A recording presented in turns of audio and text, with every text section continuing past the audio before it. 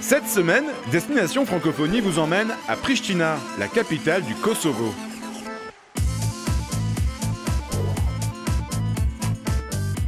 Bonjour.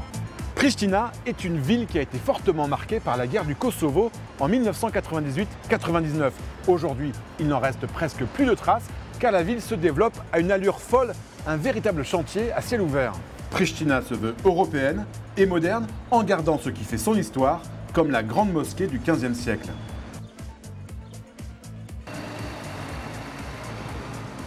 Pristina, c'est aussi une ville qui vibre, qui bouge avec sa jeunesse, qui investit les cafés, les clubs et les habitants vous accueillent ici avec une hospitalité hors norme.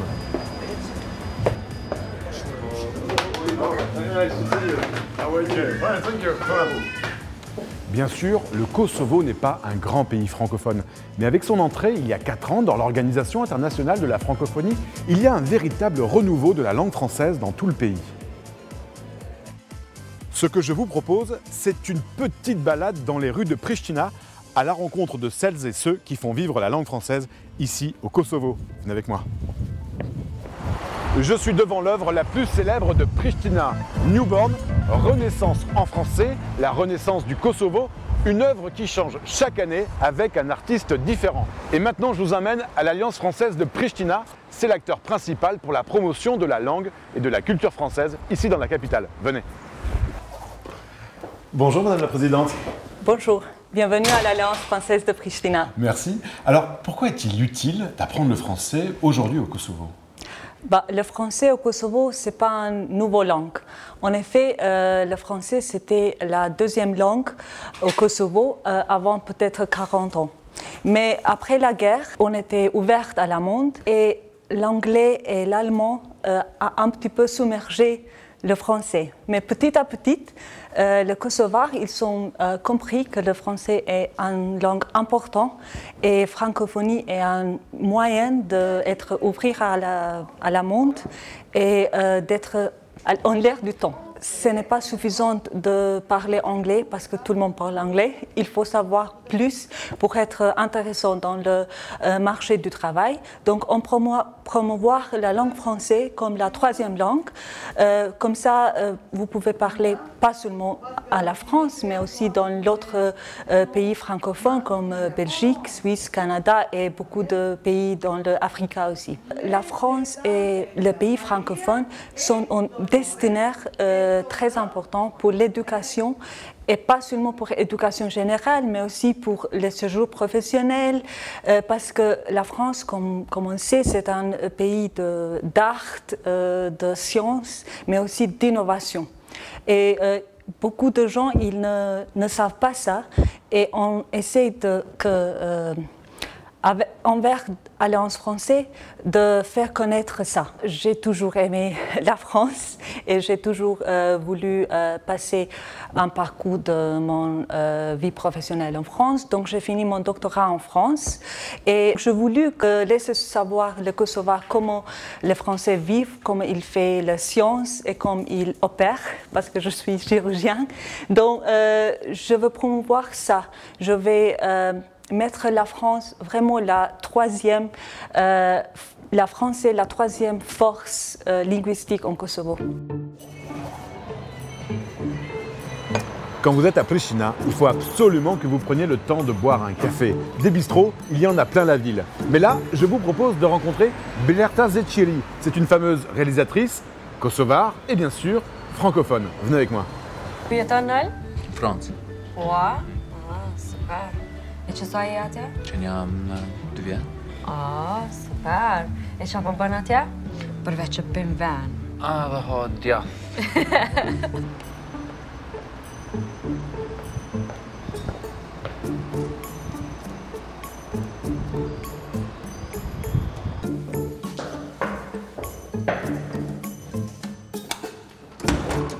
Bonjour Blerta. Bonjour Yvan. Ça va? Entrez. Merci. Qu'est-ce que la langue française, qu'est-ce que la francophonie a changé dans votre vie d'aujourd'hui? Comme je suis cinéaste, je vais souvent dans les différents festivals de films en Europe.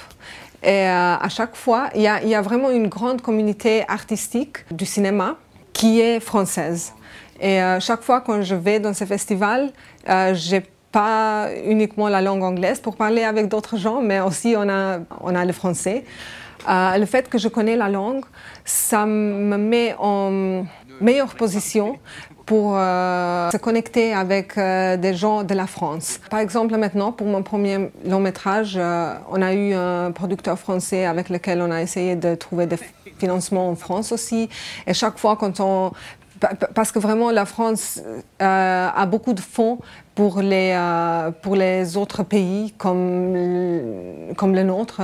Et nous, on a le droit d'accéder à ces fonds-là. J'écris toujours moi-même mes films et j'écris pour les choses que je connais.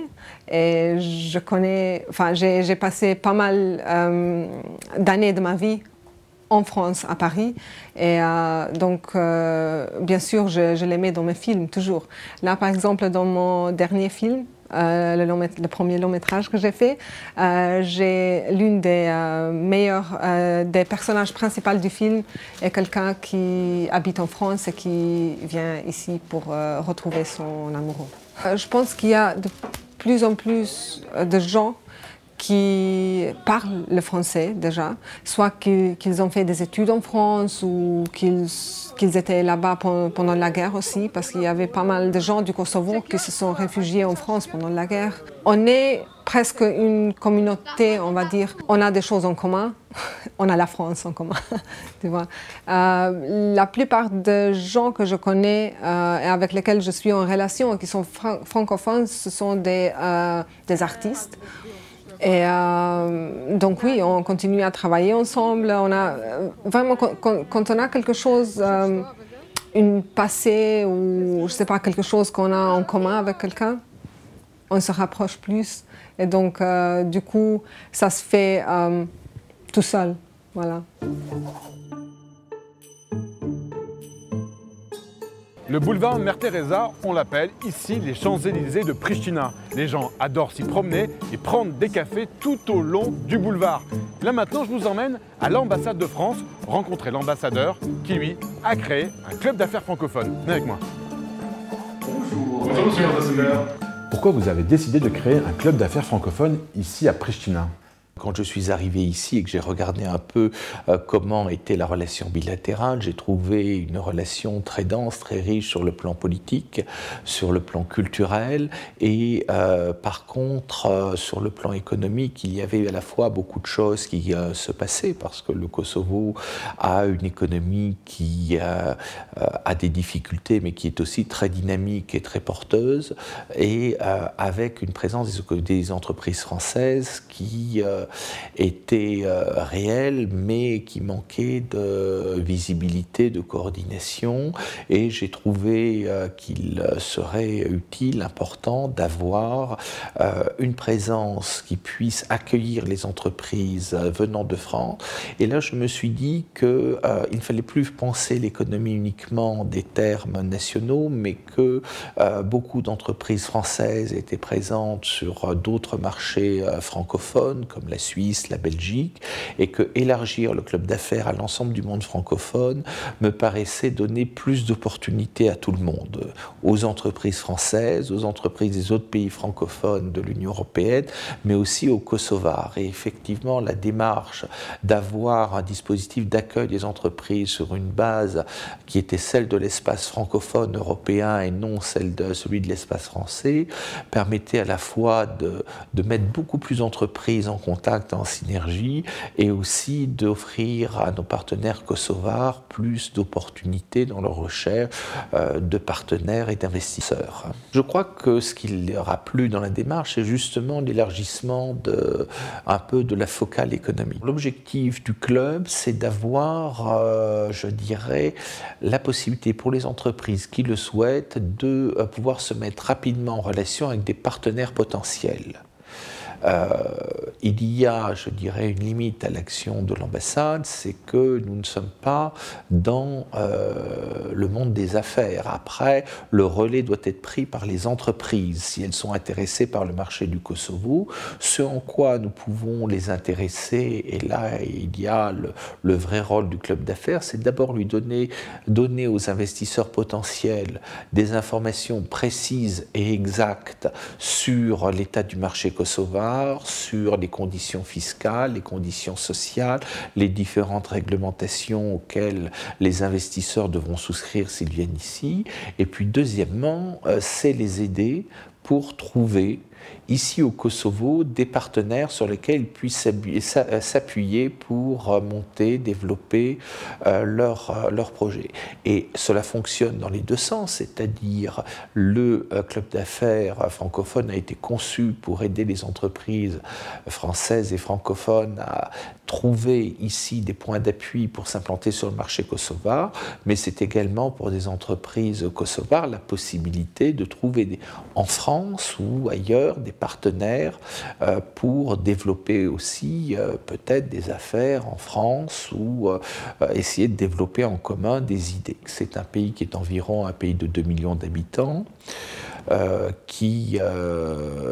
superficie du Kosovo, pour donner une idée, c'est à peu près la taille du Liban, et qui a un budget de l'État qui est à peu près le budget de la région PACA.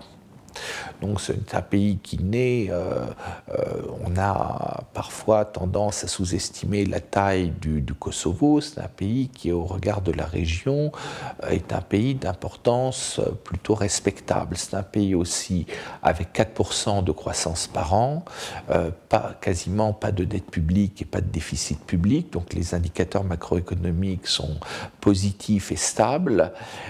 C'est un pays qui n'a pas de problème de soutenabilité des comptes publics sur le moyen et long terme.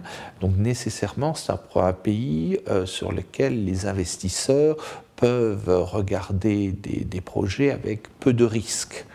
Donc il y a des opportunités dans le domaine de la grande distribution, dans le domaine de la commercialisation des produits français à tout niveau.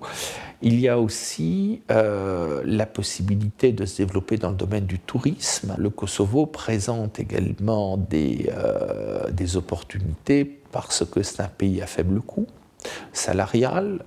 Le salaire tourne aux alentours entre 250 et 300 euros par mois, avec une fiscalité attractive, un taux de TVA qui est bas. Donc c'est un pays qui peut servir de plateforme pour des investissements dans des secteurs productifs qui ensuite sont destinés à des réexportations ailleurs, y compris dans l'espace européen. L'un des atouts du Kosovo, par rapport à un atout qu'il a par rapport à tous ses voisins, c'est que la monnaie ici est l'euro. Donc il n'y a pas de risque de change pour un investisseur. Non seulement il y a des coûts bas, il y a un accès facile au marché européen, mais en plus il n'y a pas de risque de change. Maintenant, nous avons une école française qui, je l'espère, va jouer un rôle de point d'appui dans différents domaines. D'abord, c'est évidemment un plus pour les cadres expatriés français qui viendraient en accompagnement pour assurer le développement d'entreprises françaises ici au Kosovo. C'est un plus pour la francophonie en général, aussi bien vis-à-vis de nos amis kosovars qui souhaiteront avoir pour leurs enfants une éducation en français. Et c'est également un plus pour le rayonnement de la France, des organisations internationales. Je crois qu'aujourd'hui, on ne peut plus concevoir la francophonie comme essentiellement concentrée sur le monde éducatif, universitaire et culturel. La francophonie doit répondre à un besoin, à une attente, et la dimension économique s'inscrit parfaitement dans, je dirais, la nouvelle dimension francophone.